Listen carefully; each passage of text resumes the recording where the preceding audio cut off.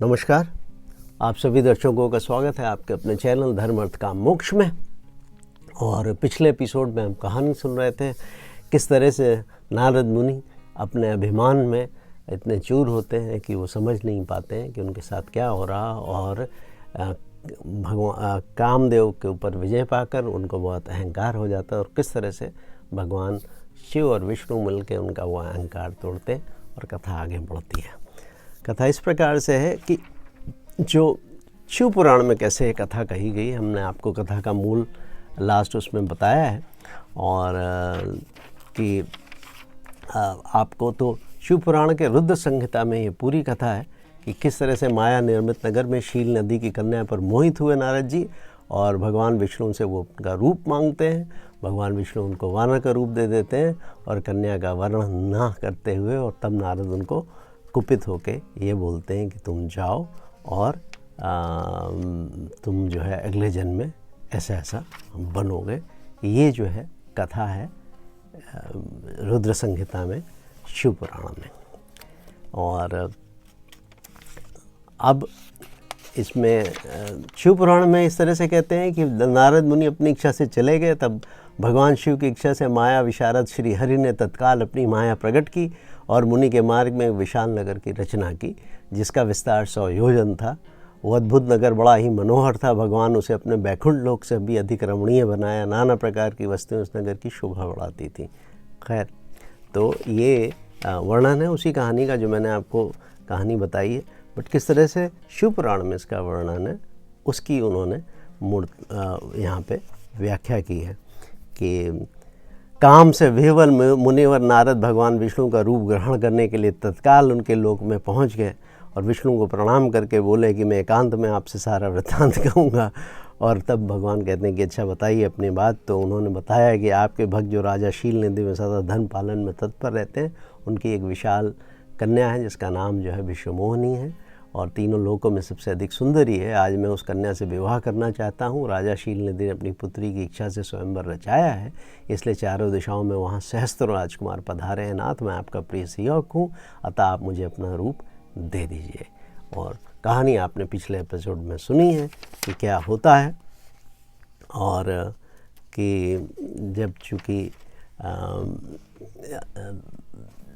पूरी कथा आपको पता है कि किस तरह से उन्होंने उनको श्राप दिया, और जो रुद्रगण थे, जो दोनों रुद्रगण थे, वो नारद मुनि से बोलते हैं जब उनको पता आता है, जब वो शीशे में अपनी शक्ल देखते हैं कि हे मुनि, तुम व्यर्थ ही काम से मोहित हो रहे हो और सौंदर्य के बल से राजकुमारी को पाना चाहते हो, अपना वानर के समान घृणित मुख तो देख लो। तो सूत जी कहते हैं, महर्षियों, उन रुद्रगणों को ये वचन सुनकर नारद जी को बड़ा विस्मय हुआ। वह शिव की माया से मोहित थे। उन्होंने दर्पण में अपना मुँह देखा तो वानर के समान मुँह देखकर वह तुरंत ही क्रोध से जल उठे, और उन्होंने शिवगणों को श्राप दिया कि तुम दोनों ने मुझ ब्राह्मण का उपहास किया था। तुम ब्राह्मण के वीर्य से उत्पन्न राक्षस हो जाओ। ब्राह्मण की संतान होने पर भी तुम्हारे आकार राक्षस के समान ही होंगे। इस प्रकार अपने लिए शाप सुनकर वो दोनों ज्ञान शिरोमणि शिवगण मुनि को मोहित जानकर कुछ नहीं बोले। तो ब्राह्मणों में सदा सब घटनाओं में भगवान शिव की इच्छा मानते थे, अतः उदासीन भाव से अपने स्थान को चले गए। तो ये इसका वर्णन है उसी कथा का यहाँ पे शिव पुराण में। और इसमें जब वो 2 लाइन कहना चाहूँगा, जब उनको श्राप देते हैं तो नारद जी क्या बोलते हैं, बड़े रुचिकर ढंग से उन्होंने कहा है कि तुम बड़े दुष्ट हो। ये नारद जी कह रहे हैं भगवान विष्णु को, कपटी हो और समस्त विश्व को मोह में डाले रहते हो। दूसरों का उत्साह या उत्कर्ष तुमसे सहा नहीं जाता। तुम मायावी हो, तुम्हारा अंतःकरण मलिन है। पूर्व काल में तुम्ही ने मोहिनी का रूप धारण करके कपट किया, असुरों को वारुणी मदिरा पिलाई, उन्हें अमृत नहीं पीने दिया। छल कपट में ही अनुराग रखने वाले हरे, यदि महेश्वर रुद्र दया करके विष न पी लेते तो तुम सारी माया उसी दिन समाप्त हो जाती। विष्णुदेव, कपट पूर्वक चाल तुम्हें अधिक प्रिय है। तुम्हारा स्वभाव अच्छा नहीं है, तो भी भगवान शंकर ने तुम्हें स्वतंत्र बना दिया है।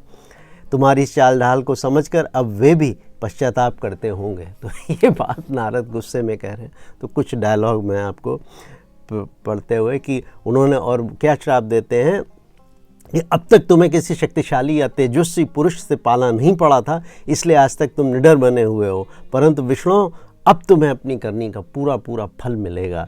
भगवान विष्णु से कहकर माया मोहित नारद मुनि अपने ब्रह्म तेज का प्रदर्शन करते हुए खिन्न हो उठे और श्राप देते हुए बोले, तुमने स्त्री के लिए मुझे व्याकुल किया है, तुम इसी तरह सबको मुंह में डालते रहते हो, ये कपटपूर्ण काटते हुए तुम जिस स्वरूप से मुझे संयुक्त किया था, माने हरि के साथ, उसी स्वरूप से तुम मनुष्य हो जाओ और स्त्री के वियोग का दुख भोगो। तुमने जिन वानरों के समान मेरा मूक बनाया था, वे ही उस समय तुम्हारे सहायक हों। तुम दूसरों को स्त्री विरह का दुख देने वाले हो, अतः स्वयं तुम भी स्त्री के वियोग का दुख प्राप्त हो। अज्ञान से मोहित मनुष्यों के समान तुम्हारी स्थिति हो। तो और इधर ज्ञान से मोहित हुए नारद जी मोहवश जब श्री हरि को इस तरह का श्राप देते हैं, तो उन्होंने शंभु की माया की प्रशंसा करते हुए उस श्राप को स्वीकार भी कर लिया। देखिए, हमें ये मानना है कि ब्रह्मा विष्णु महेश, और आप लोग सब लोग पढ़ते हो, और शिव चालीसा में बड़े अच्छे से आता है कि शिव की जब आरती हम पढ़ते हैं तो बोलते हैं कि ब्रह्मा विष्णु सदाशिव जानत अविवेका, प्रणवाक्षर के मध्य ये तीनों एका। प्रणवाक्षर किसको बोलते हैं? ओम। सृष्टि का जो सबसे पहला, जो भगवान शिव के मुंह से जो पहला शब्द जो अपने आप में एक पूर्ण ब्रह्मांड है, उसको, उस ओम को प्रणवाक्षर बोलते हैं। कभी ओम की मैं आपसे चर्चा करूंगा। तो प्रणवाक्षर के मध्य ये तीनों एका, ब्रह्मा विष्णु महेश, सृष्टि का पालन, सृष्टि के पहले तो सृष्टि की उत्पत्ति, फिर सृष्टि का पालन और सृष्टि की संहार करना, ये तीनों कार्य यही तीनों देव मिलकर करते हैं। तो तीनों जो मेरा ये शिव पुराण और इसका लेने का मतलब ये था, और इस कथा को 2 एपिसोड में मैंने इसलिए लिया ताकि मैं उन लोगों को बता सकूं जो लोग भेद समझते हैं। पहली बात तो ईश्वर में कोई भेद नहीं है, ये हमारे सनातन धर्म की परंपरा है। अवतार जो होते हैं वो या भगवान विष्णु लेते हैं या शिव अवतार लेते हैं।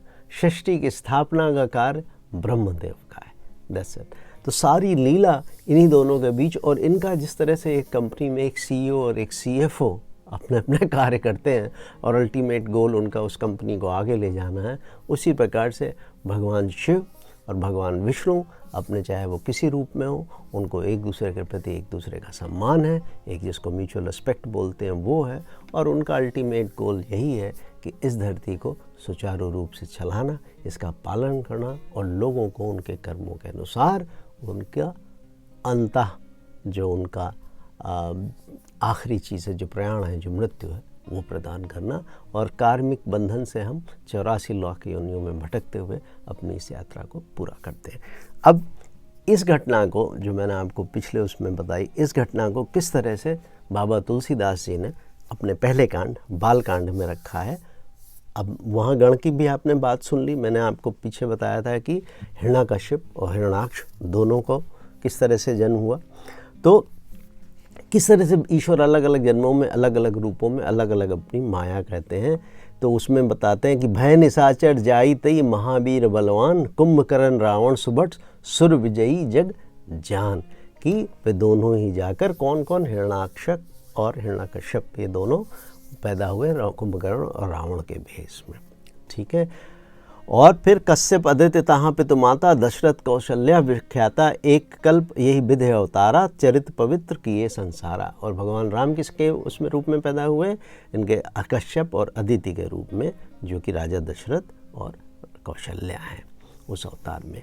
और परम सती असुराधप नारी, तहीं बल ताहि न जितहीं पुरारी। ये है कि एक कल्प सुर देख दुखारे, समर्थ जलंधर संहारे, शंभुकीन संग्राम अपारा, धनुज महाबल मरई न मारा। कि जो, और उधर क्या होता है कि एक कल्प में सब देवताओं को जलंधर दैत्य से युद्ध में हार जाने के कारण दुखी देखकर भगवान शंकर ने उनसे बहुत बड़ा युद्ध किया, मगर उस दैत्यराज जलंधर की पत्नी बहुत पतिव्रता थी और उसी के प्रताप से त्रिपुरारी माने ये भगवान शिव भी उसका जीत नहीं सके।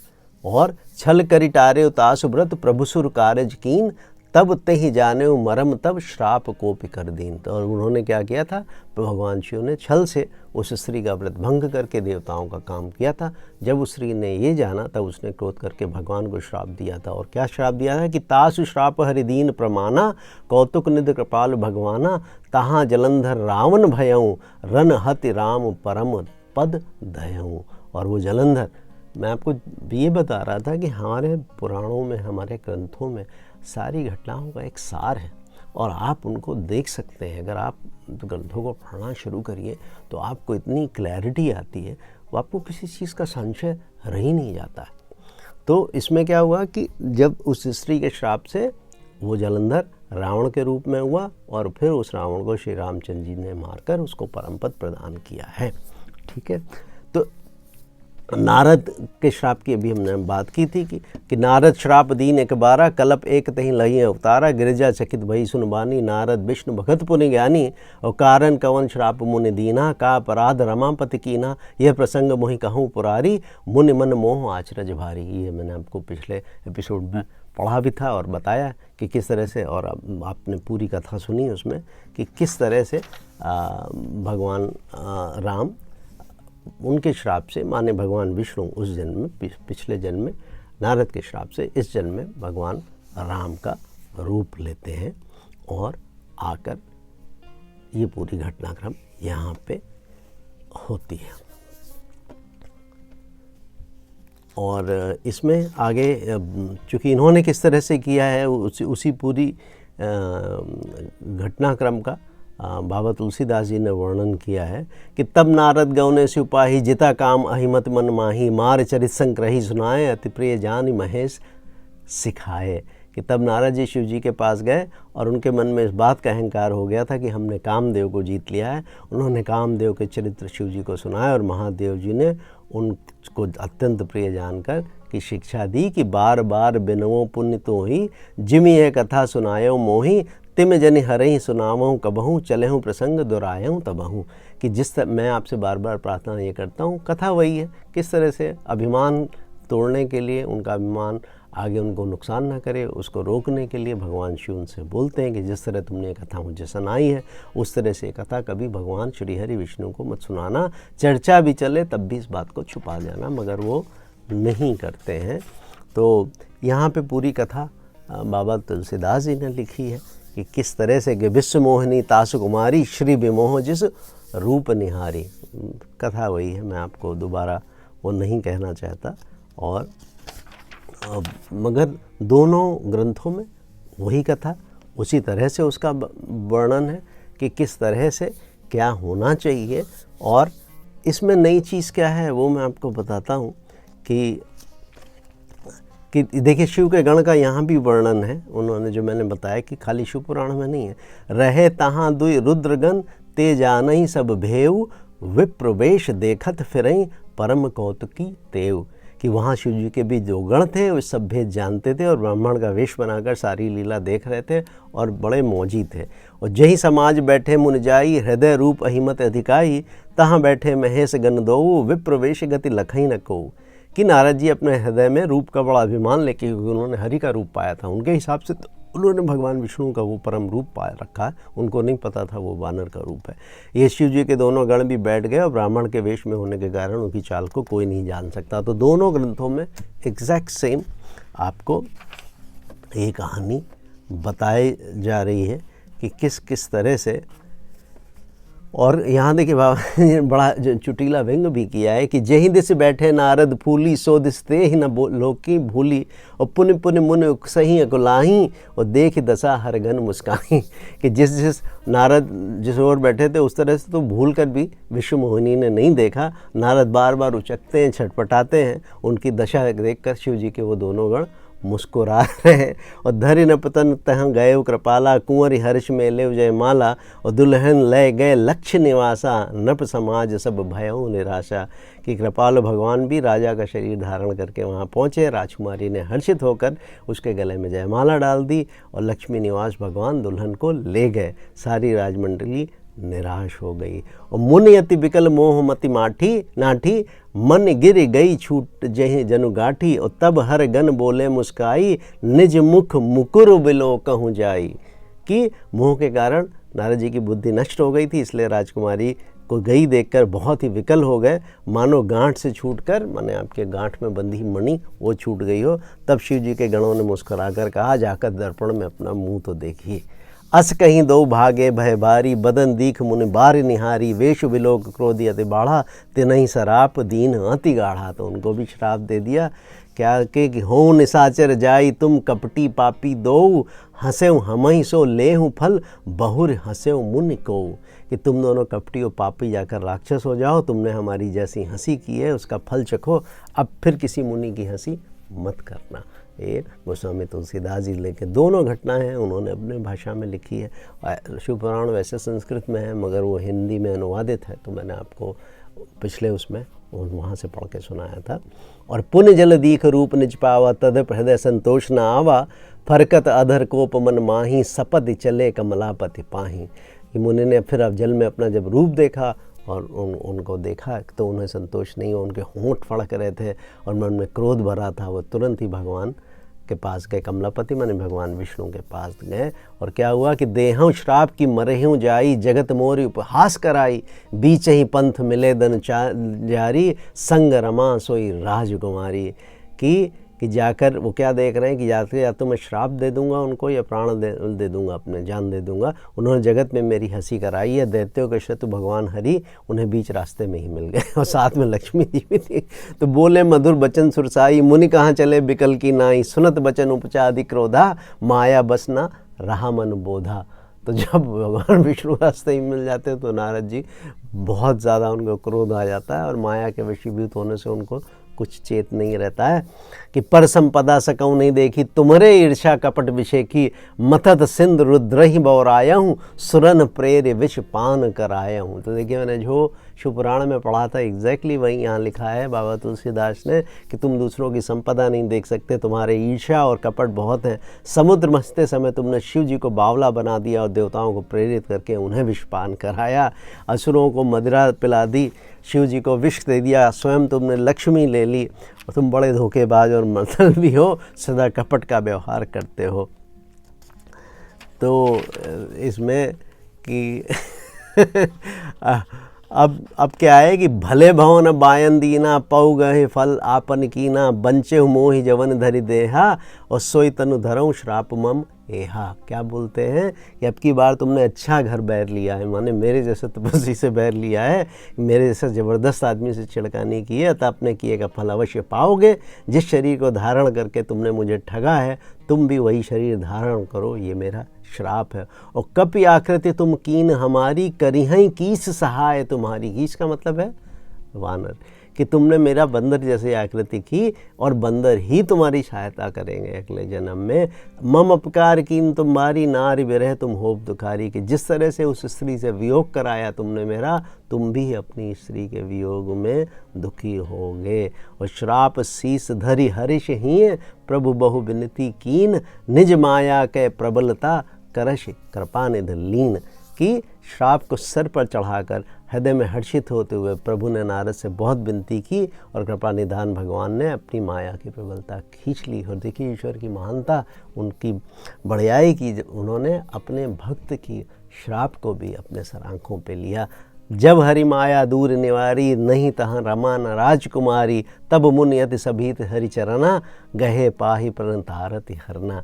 कि जब भगवान ने माया को हटाया, ना लक्ष्मी रह गई ना राजकुमारी, तब मुनि ने भयभीत होकर श्री हरि के चरण पकड़ लिए और कहा कि हे शरणागत के दुखों को हरने वाले, मेरी रक्षा कीजिए। तो मृषा हो मम श्राप कृपाला, मम इच्छा कह दीन गदयाला, मैं दुर्बचन कहे बहु तेरे, कहे मुनि पाप मिटहि के मेरे। कि हे कृपालु, हे ईश्वर, आप अपने शक्ति से ये श्राप मिथ्या कर दीजिए।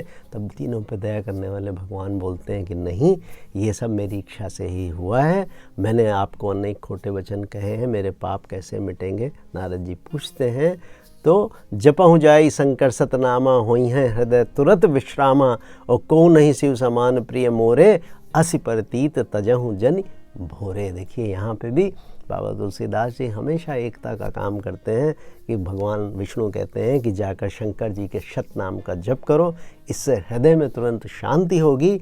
शिव जी के समान मुझे कोई प्रिय नहीं है, इस विश्वास को भूल कर भी नहीं छोड़ना। तो ये कथा, नारद की कथा कहने के पीछे मेरा अभिप्राय ये था मेरी इंटेंशन ये थी कि आप लोग ये जानें कि भगवान शिव और भगवान विष्णु आपस में लीला करते हैं, उनको सब बातें विदित हैं, मगर जो विधि का विधान है, जो प्रारब्ध है, जो कर्मों के अनुरूप आपके जन्म मरण का खेला है, किस जन्म में आप क्या हुए, इस सब का वर्णन यहाँ है। तो मैंने सोचा कि जिन लोगों को शिव और राम के नाम में भेद है, जो लोग भगवान कृष्ण को और शिव को अलग करके देखते हैं, आपके मन में किसी प्रकार से ईश्वर को लेकर अगर कोई मतभेद है तो वो मतभेद मिटे, और आप ये जानें कि जिस तरह से दो कंपनियों में, कंपनी के दो बड़े हेड उस कंपनी को आगे बढ़ाने के लिए अपनी पूरी जी जान लगाते हैं, उसी तरह से ईश्वर भी अपने किन्हीं भी रूपों में मानव मात्र की अच्छाई के लिए, मनुष्य की अच्छाई के लिए, धरती के सुचारू संपादन के लिए सारी लीलाएं करते हैं, और उनमें कोई भेद नहीं है। भेद है तो हमारी खाली बुद्धि में। नारद की कथा हमें यह बताती है। आज के लिए बस इतना ही। शीघ्र ही आपके साथ एक और कथा के साथ जल्दी ही उपस्थित होता हूँ। तब तक के लिए आप स्वस्थ रहिए, मस्त रहिए, जहाँ रहिए मुस्कुराते रहिए। ईश्वर आपको सभी प्रकार की सफलता दे, ये मेरी ईश्वर से आपके लिए कामना है। शुभ रात्रि।